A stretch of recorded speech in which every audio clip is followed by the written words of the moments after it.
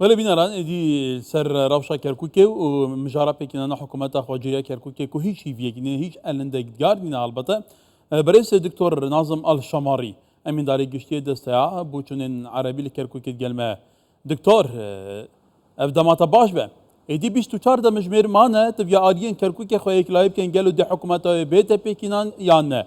دیناته ده معجزه کرودت گلو فعلا آدین کرکوکه بگنه رکفتنه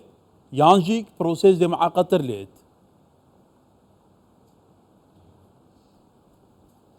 بسم الله بەناوی الرحمن خۆی الرحيم. بەخشندەی میهرەبان تحية سڵاو لە جەنابتو لە بینەرانی کوردستان مستشواریش طالما بێگومان ئێمە دەیبینیم کە طالبنا داوامان کردووە بۆ ئەوەی کە حکوومەتی خۆجێی تەوافق و تشمل جميع مكونات كركوك هەموو لایەک بەشداری لە حکوومەتی خۆجێی کەرکوب بکەن داوامان کردو هەر لایەن یەک نوێنەریان لە ئەنجومەنی پارێزگای کەرکوک هەیە بەشداری لە حکوومەتی خۆجێی بکەن چونکە کەرکوک خاوەنی گرنگیەکی تایبەتە کەرکوک دۆخێکی تایبەتی هەیە هەروەها ئەوەی کە ڕوو دەدات بە تایبەتی خۆجێی کەرکوک کاریگەری لەسەر سەقامگیری پارێزگاکەش دەبێت حکوومەتی خۆجێی کاریگەری گەورەی دەبێت بەڵام زۆر بەداخەوە بەشێک لەلایەنە سیاسیەکانی کەرکوک یاخود بڵێن بەشێک لە هێز و بەشێک لە هێزەکان دەیانەوێت خۆسەپێنانە کار بکەن لە پێکردنی حکوومەتی خۆجێی کەرکوک دەیانەوێت پارتولایەنەکانی دیکە پشتگوێ بخەن کە ئەمەش بەڕاستی دەبێتە هۆکاری ناسەقامگیری پارێزگاکە. بله كواتا ئەمڕۆ ئێمە لە ڕۆژی کۆتایی ئەو وادەیەدا بەڵێ ئەفەر بله كواتا لكركوك توزانيجي دما هالبجارتن تنكرن هالبجارتن هو صياك وآلي شرعيتي لخدكي ورجرن دشارجو بدر انجام هالبجارتان بگومان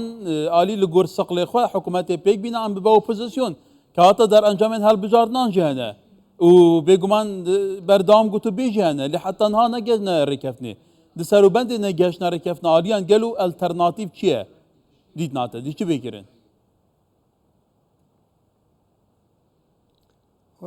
بەڵێ کۆمەڵێک هۆکار هەن وقفت کە بوونەتە بربەست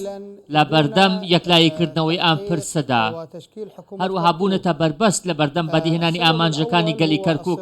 هۆکارەکەیشی ئەو ململانە سیاسیەیە کە لە نێوان پێکهاتەکانی سنووری کەرکوکدا هەیە بە تایبەتی ئەو پێکهاتانی کە نوێنەرایەتیان لە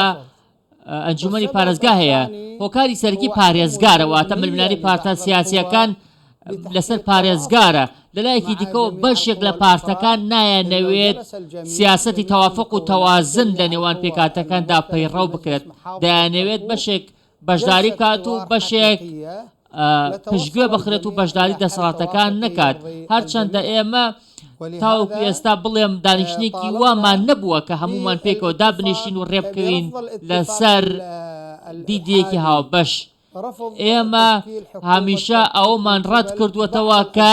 بەشێک لایەنەکان حکوومەت پێک بهێن و بەشێکی دیکە دوور بخرێنەوە حکوومەتی تاگلایەنەمان بۆ کەرکوک ڕەت کردووەتەوە چونکە هەمیشە وتومانە حکوومەتی تاگلایانی پارتێک یاخود پێکاتێک کاردانەوەی نەرێنی لەسەر سەقامگیری کەرکوک دەبێت داوامان کردووە کە ڕێکەوتنیەک بکرێت هەموو پارتەکانی تێدا بێت هەموو ئەو پێکاتانی تێدا بێت نوێنەریان لە پارێزگای کەرکوکەیە كواتا دنگو یکیه کو پرسا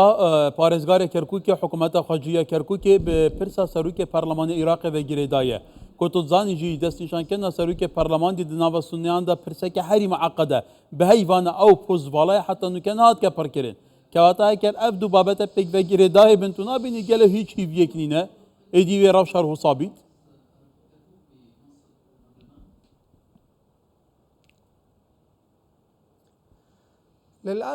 بەداخێکی زۆرەوە کە ململانە سیاسیەکان لە بەغداد هەروەها ململانە سیاسیەکان لە هەرێمی کوردستانیش کاریگەری هەبووە لەسەر پێگەیاندنی حکوومەتی خۆجێی کەرکوک لەبەر ئەوەی بەشێک لە هێزە سیاسیەکان ململانە سیاسیەکانی خۆیان لەسەر سەرۆکی پەرلەمانی عێراق ڕەنگداوەتەوە لەسەر کەرکوک و هێناویانەتە کەرکوک ململانێکە هەروەکو جەنابیشتان دەزان کە دوو حیزبی سەرەکی کوردی یەکێتی و پارتی نانتوانیوە کە متمانە لە نێوان خۆیاندا دروست بکەن بۆ پێگەیاندنی حکوومەتی خۆجێی کەرکوک ئەوەش بەهۆی ئەو ململانە سیاسیەی لە نێوان ئەو دوو حیزبەدا هەیە لەلایەکی دیکەیشەوە ئێمە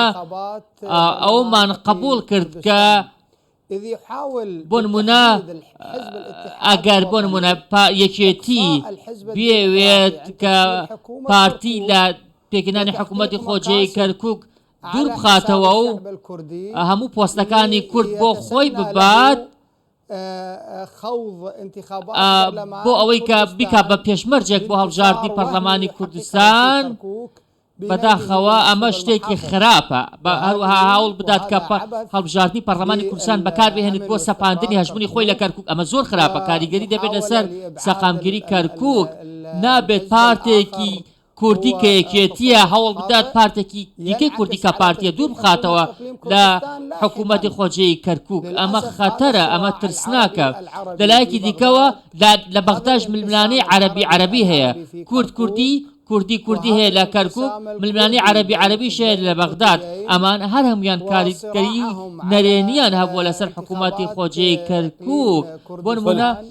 حیزبە کوردیەکان پارتی و یەکێتی ململانە لەسەر پەرلەمانی کوردستان هەیە دەیانەوێت یەکتری پشتگوێ بکەن لە کەرکووک بەڵێ دکتۆر پەرلەمانی کوردستانی درێدانە ئەو پرسگەلێکی مای چوو ساڵە کادیان بەحسێ بێ پرسێ بکەین لەم بەحسێ واقعی کەرکووکێ بکەین یعنی تە بەحسێ ناکووکێ ناڤە ئالیێن کوردان کرد ناکووکی ناڤە سونیان ژی دەهەنە گەلێک زەقن ژی تو زانی تایبەتی بێگومان تەقەدم و سیادە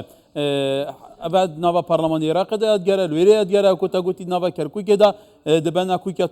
تورکمانی هەبە مەسیحی هەبە عەربی هەبە کوردی هەبە ئیدی چارە نووسێ vê parêzgehê û sabdî nate فعلا wê parêzgarek li dervê îrada van pêk hatê nava civata parêzgeh û Kerkûkê ser Kerkûkê bête ferezkirin gelo ku tê te behezkirin jariyê serek wezîran ve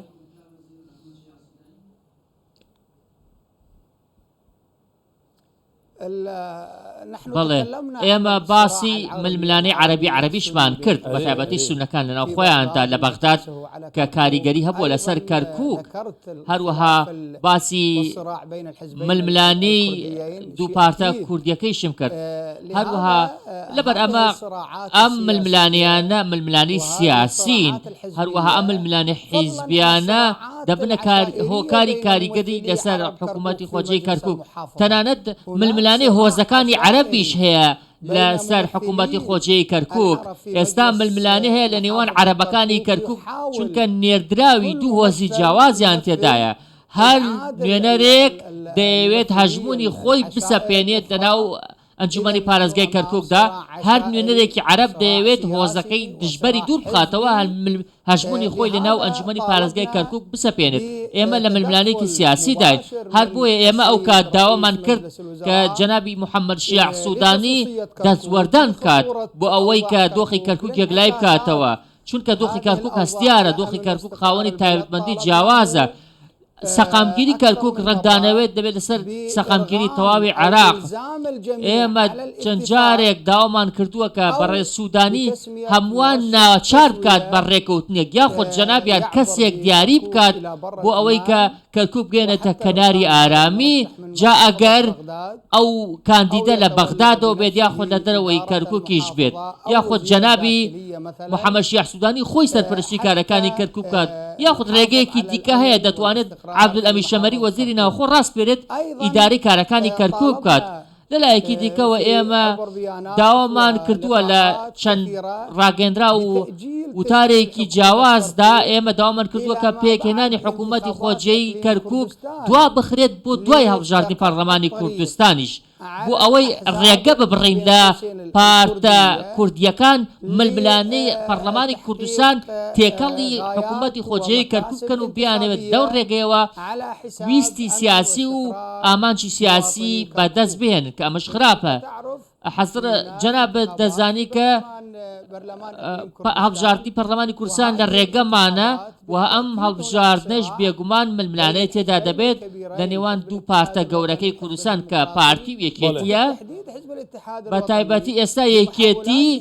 دەیەوێت پارتی دوور بخاتەوە لە حکوومەتی خۆجێی کەرکووک یەکێتی دەیەوێت پارێزگار بۆ خۆی بێت یەکێتی شتێکی دروست کردووە لە مێشکی خۆیان کە پێی دەڵێت سەرکەوتنی وەهمی لە کاتێکدا سەرکەوتنەکەی وەهمی و خەیاڵیە